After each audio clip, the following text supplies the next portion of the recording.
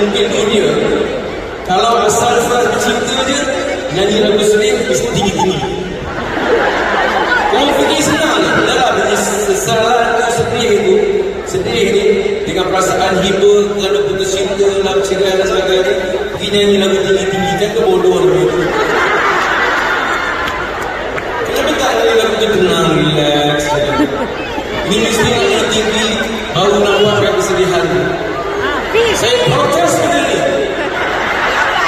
Kalau dulu muda-muda kita tak ingat kita ni tua, rupanya sampai juga 58 umur pun.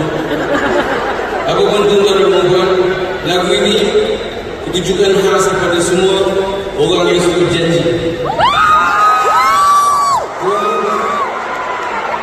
Pendengar-pendengar perempuan yang banyak sangat tak berjanji. Politician tak berjanji ni kan dia jauh. So kita jangan tak berjanji.